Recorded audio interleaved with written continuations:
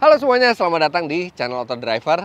Jeep Grand Cherokee ini adalah generasi kelima dari SUV flagshipnya Jeep dan sudah diluncurkan secara resmi di Indonesia baru-baru ini. Serta generasi kelima berkode bodi WL ini menyimpan sejumlah hal-hal yang revolusioner untuk sebuah Jeep.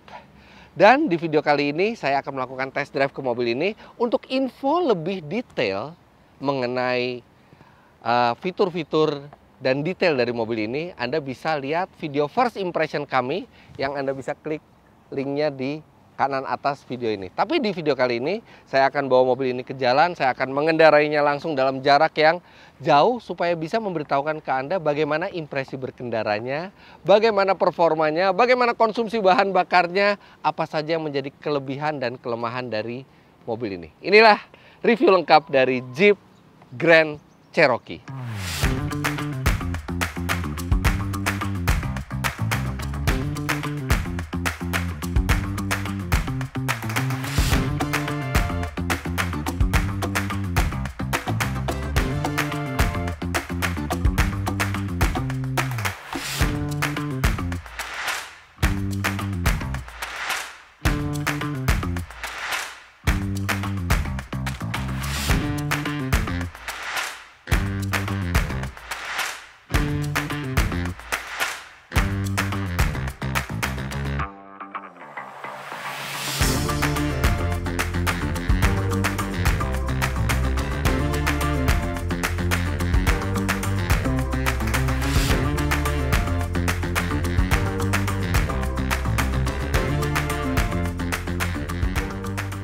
Mungkin kita tidak melihat terlalu banyak Jeep Grand Cherokee di Indonesia, tapi di negara asalnya Amerika Serikat mobil ini sangat-sangat populer. Dan dia tidak ada hubungannya dengan Cherokee. Dia adalah kelas yang lebih tinggi dibandingkan Cherokee walaupun namanya ya masih mirip, tapi dia ditambahkan Grand di depannya. Mobil ini pertama kali, generasi pertamanya itu keluar di tahun 1993 dan tidak terasa sekarang sudah 5 generasi dari Grand Cherokee. Dan mobil ini mengusung konstruksi bodi yang unik yang disebut sebagai unibody. Jadi seperti kita tahu, biasanya konstruksi bodi itu ada leather frame, yaitu ada sasisnya, kemudian bodinya dibautkan ke frame-nya. Nah itu biasanya ada di SUV atau bahkan double cab yang untuk kemampuan off-road yang benar-benar tangguh, yang kuat. Kemudian juga ada bodi monocoque yang biasa dipakai di SUV modern, di mana sasis itu semua menyatu.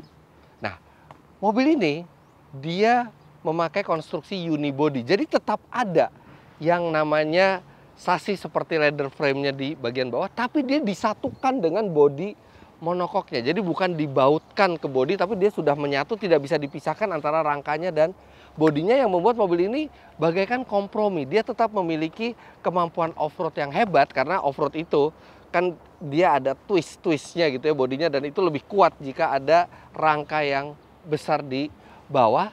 Tapi dia juga akan memiliki kehalusan berkendara yang lebih baik dibandingkan SUV leather frame. Makanya nanti kita akan coba bagaimana rasanya mobil ini. Kemudian untuk pertama kalinya Jeep Grand Cherokee ini hadir dalam 2 varian bodi, yaitu yang normal seperti yang Anda bisa lihat di belakang saya ini, Jeep Grand Cherokee, dan ada Jeep Grand Cherokee L. L itu artinya long wheelbase, yang itu bukan hanya 2 row, bukan hanya 2 baris kursinya, tapi 3 baris. Jadi itu pertama kalinya untuk Grand Cherokee di generasi ini. Dan kalau kita lihat harganya bedanya cukup jauh. Untuk yang Grand Cherokee short wheelbase atau Grand Cherokee normal, ini harganya 1,755 miliar rupiah off the road. Artinya kalau misalnya dalam keadaan on the road itu ya mungkin dekat ke 2 miliar rupiah. Sedangkan untuk yang versi long wheelbase dan 3 row itu harganya menyentuh 2,3 miliar rupiah off the road, yang artinya kalau on the roadnya mungkin sekitar 2,5 sampai 2,6 miliar rupiah. Nah, tapi menariknya, jadi di pasar mobil ini yang sasis normal, ini dia akan berkompetisi dengan BMW X5 atau Mercedes-Benz GLE Class. Sedangkan untuk yang 7-seaternya, yang longnya, itu dia akan berhadapan atau akan bertarung dengan BMW X7 atau Mercedes-Benz GLS kelas. Tapi memang antara yang short dan yang long bukan hanya bodi dan tempat duduknya saja yang berbeda, tapi juga mesin yang digunakan berbeda. Nah, Anda bisa lihat ini ruang mesinnya besar sekali dan masih banyak sisa karena mesin yang digunakan Grand Cherokee ini adalah mesin yang sangat ringkas. Dia sama seperti yang digunakan di Jeep Wrangler JL, yaitu hanya 4 silinder, 2000 cc pula. Tapi memang dilengkapi dengan turbo dan tenaganya cukup besar. 270 HP dan torsinya 400 Nm yang disalurkan ke 4 roda melewati transmisi otomatis 8 speed. Sedangkan untuk Jeep Grand Cherokee yang L, yang long wheelbase, mesinnya menggunakan kapasitas yang jauh lebih besar, yang sama seperti yang digunakan di Jeep Gladiator, yaitu 3600 cc V6 Pentastar, dan itu adalah mesin tanpa turbo, jadi naturally aspirated. Tapi sebenarnya dari segi tenaga dan torsi nggak jauh-jauh amat. Yang ini yang 2000 cc 270 HP, sedangkan yang 3600 cc non turbo itu adalah 285 HP. Yang ini torsinya 400 Nm. Sedangkan yang 3600 cc itu bahkan torsinya itu hanya di kisaran 350 Nm. Jadi sebenarnya ini adalah mesin yang lebih efisien, mesin yang performanya lebih baik dibandingkan 3600 cc. Walaupun memang mungkin di 3600 cc ada suara khas V6-nya ya. Di sini tidak ada. Tapi itu. Jadi perbedaan mesin itulah yang membuat perbedaan harga antara Jeep Grand Cherokee dan Grand Cherokee L yang long wheelbase itu cukup banyak bedanya. Ada detail desain yang menarik di mobil ini. Anda bisa lihat di grillnya itu agak menukik ke belakang. Nah ini desain yang dulu ada di Jeep Wagoneer gitu ya, dan membuat penampilan mobil ini jadi unik. Tapi kalau secara keseluruhan, sebenarnya Grand Cherokee dari dulu sampai sekarang tidak pernah dianggap sebagai mobil yang cantik atau mobil yang modern. Dia lebih ke arah versi modern dari Jeep, tapi bukan mobil yang terlihat paling modern di antara rival-rivalnya. Namun dia selalu terlihat maco. Mungkin tidak semaco Jeep Wrangler, tapi untuk ukuran SUV mewah ini maco dengan garis-garis yang tegas. Lihat ini spakbornya kotak-kotak lurus. Lampunya walaupun kecil tapi seperti mata yang marah gitu ya, mata yang bersemangat mau melewati medan off-road. Kalau 7 partisi grill ini memang ini khas dari Jeep. Kemudian bumpernya juga tegas, kemudian garis bodinya ini juga tegas. Dan di belakang walaupun ada sentuhan modern lampunya, tapi dia juga terlihat maskulin. Desain dari mobil ini. Kemudian mobil ini menyandang nama Jeep. Dan Jeep itu bukan sekedar SUV, tapi dia juga adalah off-roader. Artinya selain all-wheel drive, dia memiliki ground clearance yang cukup tinggi. Ini ground clearance-nya adalah 215 mm, yang mana itu cukup tinggi. Ada varian Grand Cherokee yang menggunakan air suspension, yang artinya itu dia bisa lebih tinggi lagi, bahkan bisa hampir 270 mm karena bisa ditinggikan. Tapi yang versi masuk ke Indonesia ini tidak menggunakan air suspension. Nah, di bagasinya Anda bisa lihat sudah ke arah modern, memang jauh lebih modern dibandingkan generasi Grand Cherokee sebelumnya. Kemudian, oke, ini kamera mundur normal, tapi dia ada satu kamera lagi di atas. Nah, ini adalah kamera untuk spion, karena nanti kita akan lihat di dalam spion tengahnya itu bisa berubah mode dari kaca normal atau ke mode kamera. Kemudian ada tulisan 4x4 ya. Ya, sebenarnya sih orang tahu lah kalau yang namanya Jeep pasti tangguh dan 4x4. Tapi ini untuk membedakan kali ya. Dia mau membedakan sebenarnya, saya bukan sistem all-wheel drive seperti SUV modern lainnya, tapi ini 4x4 tangguh gitu ya. Sebenarnya sistem yang dipakai juga sudah electronically controlled juga seperti all-wheel drive lainnya. Nah, ini limited, ini adalah trimnya limited. Jadi sebenarnya trimnya ada banyak, ada 4 atau ada 5 trim.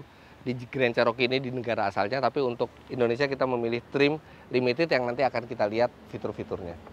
Nah ini kita bukaannya sudah elektrik dan bagasinya ini besar sekali. Untuk yang long wheelbase lebih besar lagi, tapi dia ada bangku ketiga yang itu juga bisa dilipat. Nah di belakang ini ada ban serep di bawah decknya. Ban serepnya ini temporary tapi tidak jauh berbeda ukurannya dengan yang dipakai. Kalau yang dipakai ini ukurannya 255 50, kalau yang ini 245 65. Dan velgnya juga lebih kecil, 18 inci.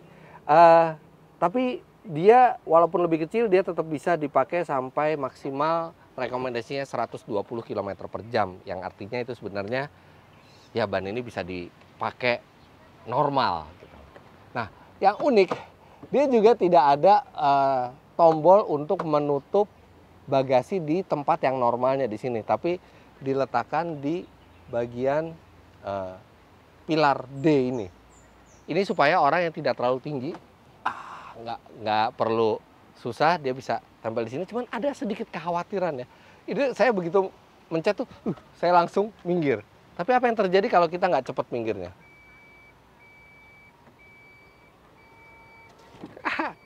Dia berhenti sendiri. Jadi nggak perlu takut kejepit, dan dia sebelum menutup juga ada peringatan, ada bunyi beep 3 kali dulu sebelum dia menutup. Nah, jadi sempatlah kita untuk menghindar dulu, dia tidak langsung menutup. Saya kok jadi suka ya tuas penutup bagasi yang ada di samping itu, karena itu lebih mudah dibandingkan kita harus ke atas seperti ini.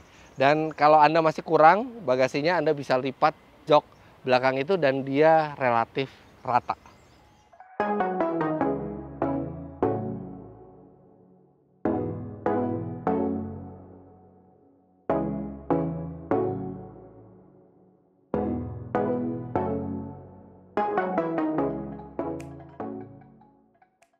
Duduk di belakangnya lega sekali. Ini adalah posisi berkendara saya tingginya 177 cm dan Anda lihat, wah masih banyak sekali legroomnya. Walaupun lantainya memang terasa agak tinggi ya, karena memang ada konstruksi sasis di bawah yang menyatu dengan bodi itu. Tapi ini masih cukup nyaman. Apalagi kalau bangku depan itu tidak terlalu rendah, dia akan ada space yang masih cukup untuk kaki dijulurkan di bawah bangku depan. Joknya sendiri lebih ke arah keras ya, nggak terlalu empuk, nggak terlalu ada kesan memeluk tubuh ya. Apalagi dia cenderung rata, tapi dia menyediakan ruangan yang lega. Headroom juga masih sangat memadai walaupun dia memakai panoramic roof. Lampu kabinnya ini juga lucu, cute, kecil tapi terang karena dia sudah LED. Kemudian ada armrest yang kalau kita turunkan ada suara klang gitu di belakang. Maco sekali. Dan dia tinggi, ini lebih tinggi dibandingkan sandaran tangan di kanan. Jadi ya cukup efektif buat menunjang kenyamanan di perjalanan jauh. Tidak ada pengaturan AC, hanya ada ventilasi AC di belakang. Kemudian yang menarik adalah USB slotnya ada 4 buah di bagian belakang. Ada USB A biasa, ada USB C, masing-masing ada 2 buat di kiri, 2 buat di kanan. Ada pemanas kursi kiri, ada pemanas kursi kanan, serta dia punya colokan listrik rumah.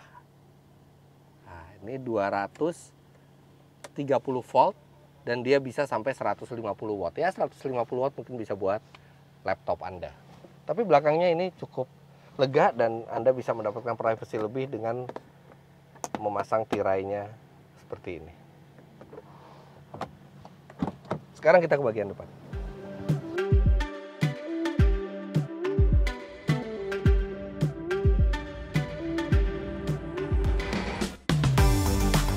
Sebelum saya menjelaskan tentang interior depannya, ada hal menarik yang mau saya lakukan, yaitu ini masih dipenuhi dengan plastik-plastik pelindung dan saya mendapatkan privilege untuk ngeletekin plastik-plastik ini.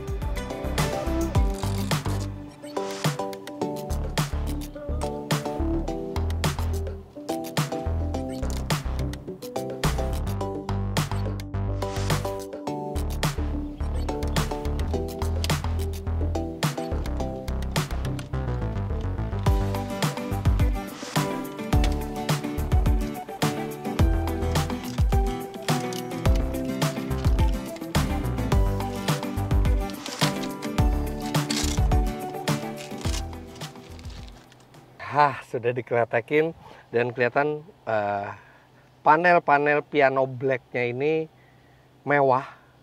Walaupun ini akan menjadi fingerprint magnet, dan kalau misalnya Anda terlalu kasar menggunakannya mungkin bisa baret, jadi nggak ada salahnya kalau Anda kasih pelindung lagi. Tapi ini secara keseluruhan adalah kabin yang keren sekali untuk sebuah Jeep, dan dipenuhi dengan material-material berkualitas, material empuk, wooden panel, aksen silver, piano black.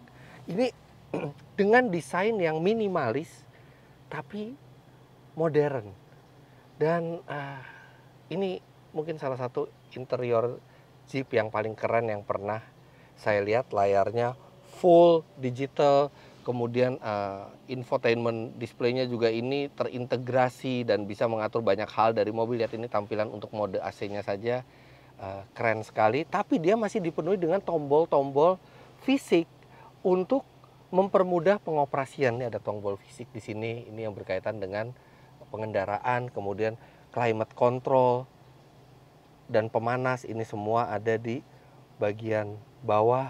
Kemudian untuk pertama kalinya, ini juga yang revolusioner untuk sebuah Jeep, adalah untuk pertama kalinya Jeep mengadopsi tuas transmisi rotary. Ini seperti yang ada di Jaguar, Land Rover, dan ini pertama kalinya untuk Jeep.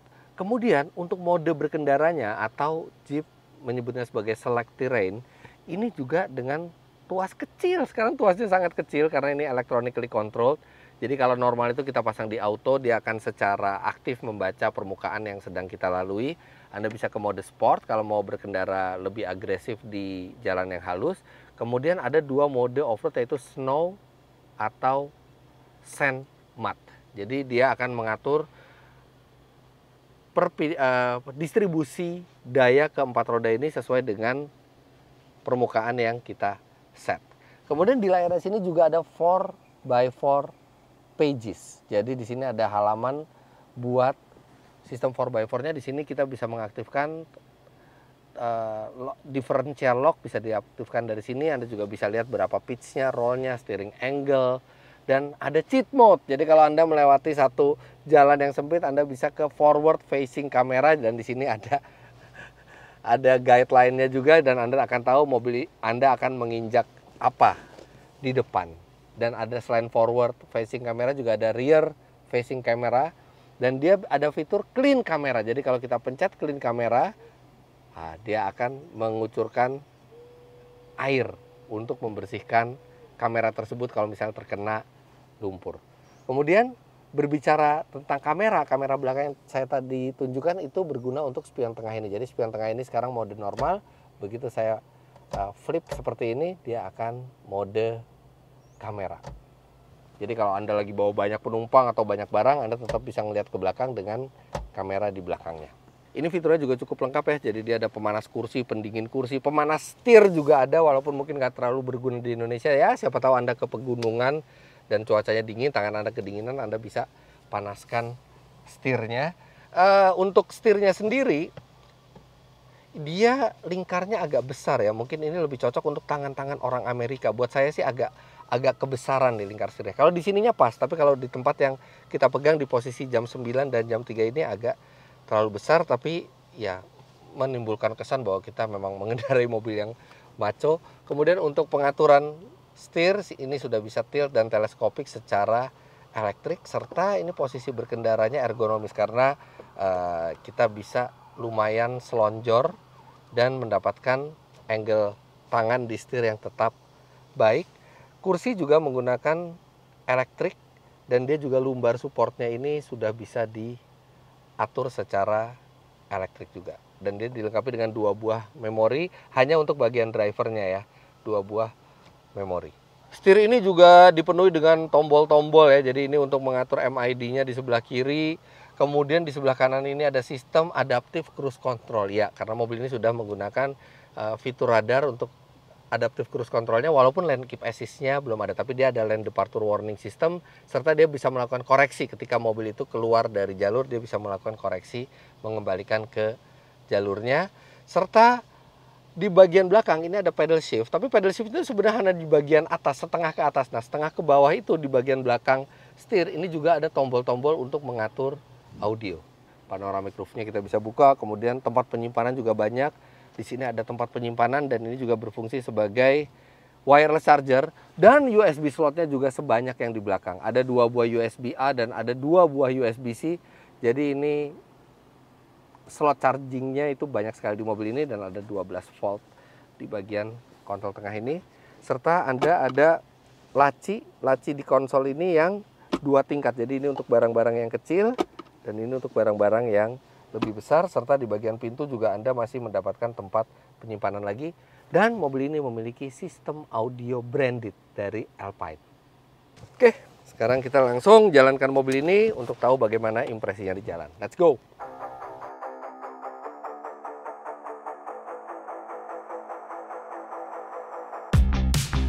Setiap mengendarai Jeep, saya tidak pernah mengharapkan perjalanan yang nyaman karena bukan itu kelebihan sebuah Jeep. Tapi Grand Cherokee ini berbeda. Iya, ini adalah Jeep yang paling nyaman yang pernah saya coba. Rasanya tuh udah lebih dekat ke Land Rover Discovery ketimbang ke Jeep Wrangler.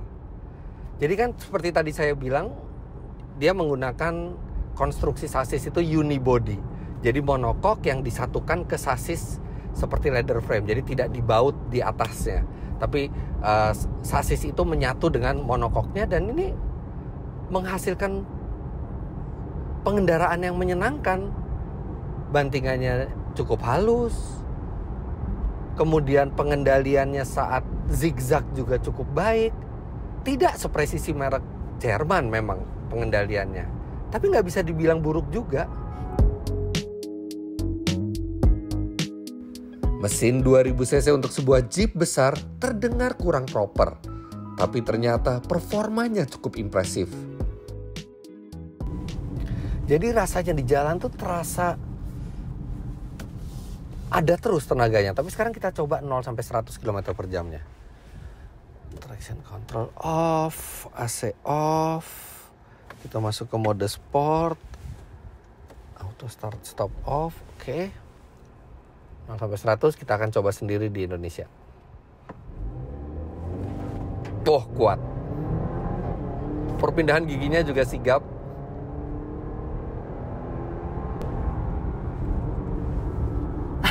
Nol sampai 100 km per jam tidak sampai 8 detik, 7,9 detik. Dan untuk SUV sebesar ini, dengan mesin sekecil ini, itu adalah angka yang impresif. Jadi mesinnya memang tenaganya juga cukup besar ya, hampir 300 HP. Dan torsinya ini lebih besar daripada yang mesin NA. Kemudian transmisinya cukup sigap, membuat 0-100-nya benar-benar di bawah 8 detik, 7,9. Dan konsumsi bahan bakar mobil ini juga cukup reasonable untuk ukurannya yang besar ya. Emang nggak bisa dibilang hemat gitu. Tapi untuk sebuah Jeep besar, kalau zaman dulu Jeep besar, Anda berbicara 1.4, 1.5 konsumsi bahan bakar. Tapi yang ini di dalam kota dengan kecepatan rata-rata 22 km per jam, mobil ini masih bisa mencatat 7,9 km per liter. Ya masih oke lah, nggak boros-boros amat, walaupun nggak irit juga. Sedangkan di tol konstan di 90 km per jam, mobil ini bisa mencatat kisaran 12,5 sampai 13 km per liter. Dan harap diingat juga mobil ini bentuknya tidak aerodinamis sama sekali ya, karena mempertahankan kegagahan Jeepnya itu. Jadi ya it's okay lah, orang nggak ada yang beli Jeep Grand Cherokee itu untuk sebuah mobil yang hemat. Tapi dari performa mesin, walaupun minus suara V6 atau suara V8 ya, tapi performanya tidak malu-maluin sama sekali. Kuat. Sayangnya di review kali ini saya tidak membawa mobil ini ke medan off-road berat karena masih menggunakan ban aspal. Tapi jika mobil ini memakai ban khusus off-road, kemampuannya sangat baik. Sistem full-time 4-wheel drive, konstruksi unibody yang kokoh, ground clearance yang tinggi, dan mode berkendara select terrain memudahkan kita melewati beragam permukaan jalan. Namun memang mobil ini tidak untuk off-road berat. Itu karena tipe yang masuk di Indonesia atau minimal yang saya coba ini variannya itu tidak dilengkapi dengan low gear. Jadi dia hanya bisa high gear. Kemampuan off-roadnya mirip, tapi begitu melewati tanjakan yang sangat terjal dan mungkin bebatuan, rock crawling gitu ya, kurang sesigap kalau misalnya mobil ini memiliki low gear. Tapi kalau sekedar adventure keluar aspal bersama keluarga, sebagian besar medan aspal gitu, kalau Anda nggak cari gara-gara, emang mencari yang ekstrim sekali gitu, kapabilitas off-road mobil ini tetap khas Jeep yang tangguh. Apalagi seperti saya bilang, unibody ini memiliki rigiditas dan ketangguhan yang lebih baik menghadapi puntiran dari medan off-road itu dibandingkan sasis yang full monocoque. Dan enaknya selesai Anda main di tanah, Anda berlumpur-lumpur dengan mobil ini, balik ke jalan aspal, ini Jeep terbaik di aspal. Namun memang mobil ini memiliki beberapa kekurangan yang agak mengganggu. Yang pertama, mobil ini memiliki instrumen full digital, tapi modelnya itu saja. Jadi dia tidak dilengkapi dengan pilihan yang memungkinkan kita untuk memilih corak atau model instrumen yang bervariasi. Sayang gitu, udah full digital, kenapa nggak sekalian aja dikasih beberapa pilihan. Mungkin ada instrumennya Jeep zaman dulu gitu ya, kan lucu kalau ditempatkan di sini gitu. Maksudnya sudah memiliki instrumen full digital tapi kurang dimaksimalkan gitu keuntungan instrumen digital seperti ini. Jeep memiliki kemampuan off-road yang baik, bahkan mereka seakan meng-encourage pemiliknya untuk melakukan off-road, tapi trim yang dipilih untuk Indonesia ini berwarna beige interiornya, dan ini sangat mudah kotor, jadi Anda harus sangat berhati-hati ketika membawa mobil ini ke medan yang kotor. Apalagi kalau misalnya baju Anda kotor, karena lihat ini mobil tes kami belum sampai 1000 kilo tapi sudah ada sejumlah noda-noda yang ini kalau tidak hati-hati menggunakannya, mobil ini akan gampang terlihat kotor dalam waktu yang singkat. Di sisi lain, mobil ini juga punya sejumlah hal menyenangkan. Yang pertama, Anda lihat ini. Nah, kuncinya itu nomor 3 dari atas, ada tombol start engine. Jadi bisa remote start engine dari luar. Jadi kalau kita parkir tempat panas, mau dinginin AC dulu, tinggal pakai remote-nya. Kemudian hal berikutnya adalah mobil ini spionnya dia bisa turun otomatis, bukan hanya di kiri tapi yang kanan juga pada saat kita mundur. Jadi kita bisa melihat posisi ban dengan lebih presisi. Hal menarik berikutnya adalah Jeep tahu bahwa mereka adalah merek yang legendaris. Mereka sudah puluhan tahun membuat SUV yang tangguh, dan mereka menceritakan heritage mereka itu dengan siluet model-model legendaris mereka yang ada di bagian kaca paling belakang ini. Gak pernah ada di mobil lain tapi Jeep melakukan itu. Jeep menempatkan 2 buah lampu LED di bagian bagasinya. Jadi kalau Anda bongkar muat bagasi di malam hari, Anda akan tetap mendapatkan penerangan yang memadai. Nah, ini ada fitur reflektor kuning di bagian samping. Sebenarnya ini adalah untuk memenuhi regulasi di Amerika Serikat. Jadi semua mobil buatan manapun kalau mau dijual di Amerika Serikat harus ada reflektor di samping ini. Dan ini fungsinya supaya kalau misalnya mobil dari samping itu terlihat pada saat malam, karena ketika terkena sorot lampu mobil lain dia akan menyala. Oke lah, mungkin tidak mandatory di Indonesia, tapi dengan adanya fitur ini membuat mobil ini jadi bertambah unsur keselamatannya. Lantas mobil ini juga sudah memiliki head-up display yang itu resolusinya cukup bagus, dan item-item yang ditampilkan juga bisa Anda pilih secara independen dari menu settingnya. Dan satu lagi, mobil ini juga dilengkapi dengan kapabilitas untuk tethering, jadi dia bisa mengambil internet dari handphone Anda, dan ketika ada software update, dia bisa memeriksa apakah ada software update untuk mobil ini, dan Anda bisa over the air. Jadi update itu bisa dilakukan lewat internet, jadi Anda nggak usah takut software dari mobil ini mengupdate-nya harus repot-repot ke bengkel gitu ya. Ini bisa lewat internet. Mestinya seperti itu karena ada pilihannya. Mengendarai Jeep Grand Cherokee dalam jarak jauh bisa dibilang menyenangkan. kelihatannya Jeep belajar banyak dari partner mereka dari Eropa, yaitu Fiat. Karena ini kan Fiat Group, Fiat Chrysler Automobile kalau nggak salah. Dan platform yang digunakan di mobil ini juga platform FCA, sama seperti yang digunakan Alfa Romeo Stelvio. Kemudian tren Eropa juga ada di mobil ini. Mesinnya mengecil dengan performa yang tetap tinggi, walaupun di Amerika mereka tetap sediakan mesin old school ya, 3600 cc V6 serta 5700 cc V8 ya. Tapi di Indonesia untuk yang Grand Cherokee yang bukan long ini seperti mesin Eropa, mengecil, turbo dengan tenaga besar. Kemudian kualitas pengendaraannya terbaik untuk sebuah Jeep. Tapi walau begitu, ia tetap sebuah Jeep dengan ketangguhan dan sejarah panjangnya. Definitely memang ini Jeep ternikmat yang pernah saya coba. Dan rasanya itu semakin dekat dengan brand Eropa, tapi dengan tetap mempertahankan ciri khas Jeep. Well, sebenarnya mobil ini alternatif cukup menarik bagi Anda yang ingin SUV besar, mewah, dengan kemampuan off-road yang baik, dengan harga jauh di bawah SUV yang memang spesialis off-road seperti Land Rover atau bahkan Range Rover.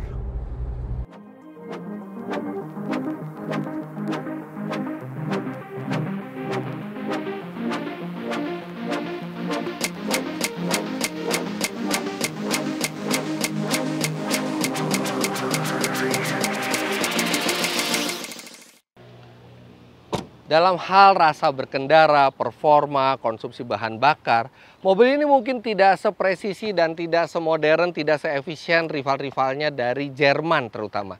Tapi bagaimanapun, Jeep Grand Cherokee ini adalah sebuah legenda. Dan sejumlah hal-hal tradisional serta hal-hal yang membuat Jeep Grand Cherokee unik itu masih dipertahankan sampai sekarang dengan sejumlah sentuhan modern. Jadi saya rasa ini adalah sebuah alternatif menarik bagi Anda yang ingin sebuah Jeep, memang pecinta Jeep, tapi dengan rasa yang paling nyaman dan paling modern. It's a Jeep thing you would never understand, kalau kata mereka. Jadi begitulah hasil review lengkap kami terhadap Jeep Grand Cherokee ini. Jangan lupa Anda klik like bila menyukai video ini, komentar di bawah, dan subscribe ke channel Autodriver jika Anda belum. Main-main ke website kami di www.autodriver.com serta download aplikasi kami Autodriver di Google Play Store. Terima kasih banyak Anda sudah menyaksikan. Sampai jumpa di video selanjutnya. Bye-bye.